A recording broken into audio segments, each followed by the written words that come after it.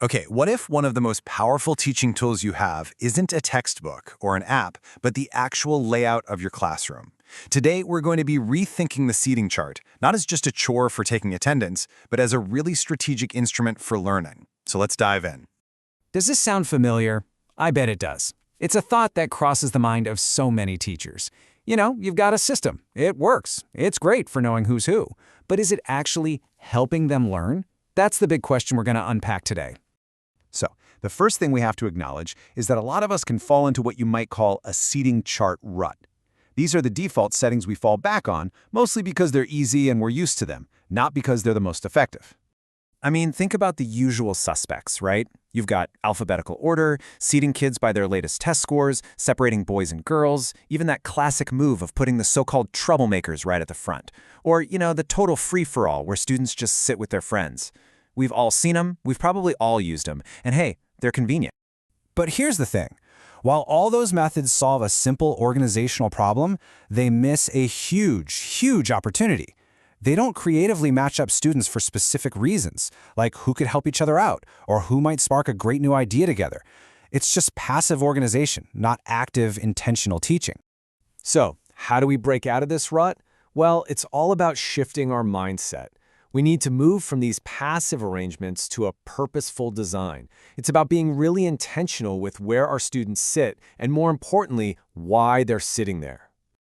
And this is exactly what we mean by intentional seating. It's not about control, it's about crafting an environment. The whole idea is to be more useful, more effective by creatively matching students for a specific purpose, whether that's for language support, peer teaching, or just improving the social dynamics in the room.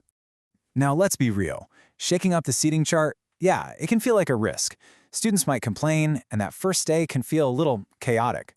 But the source material is really clear on this. That little bit of effort and initial discomfort, it's often totally worth it, leading to some really pleasant and surprising moments of learning.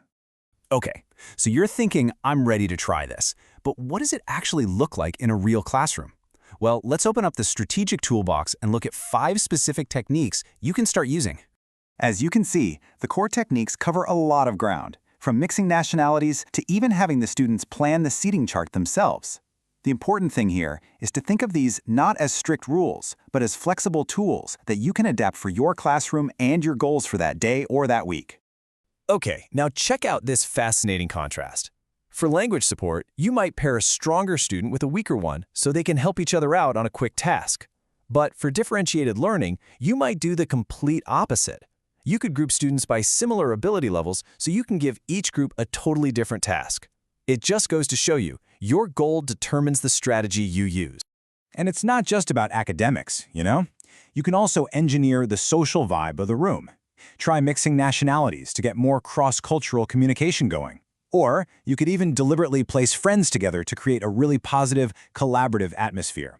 Sometimes, just doing something random, like having everyone line up by birthday, is the perfect way to break up stale patterns and bring new energy into the classroom. Now here's a really powerful one. Let your students design the seating chart. It's pretty simple. You break them into groups, give each group a blank plan, and let them figure it out. Then, you can try out each group's plan for a lesson or a week and rotate through them. And make sure you get their feedback along the way. When you do this, you're not just giving them ownership, you're building a real sense of community. All right, these strategies are great in theory, but the logistics can feel intimidating. How in the world do you get 30 students into new seats without losing the first 10 minutes of class time? The source actually recommends a super simple, effective system. Just draw a map of the desks, write the names on it, and post it right by the door. Now be warned, the first time you try this, it might be chaos. And that's okay. The second time will be a little better. The real key here is to persevere. If you train students to check the plan as they walk in, it'll become a smooth, quick routine before you know it. And this quote, it really gets to the heart of why we do this. A student might not want to move away from their best friend. But in that new seat, they might discover a completely new perspective, or a new study partner, or just a new way of thinking. Our job isn't always to give them what they want, but to help them discover what they need. So, after all of this, it really brings us to a moment of reflection for our own classrooms. Maybe it's time for a change? So, when you look at your classroom tomorrow, ask yourself this. Is the way your students are sitting a deliberate, strategic decision designed to make learning better, Or is it just inertia? Is it just the way it's always been? The answer to that question might just change everything. Thanks for joining us.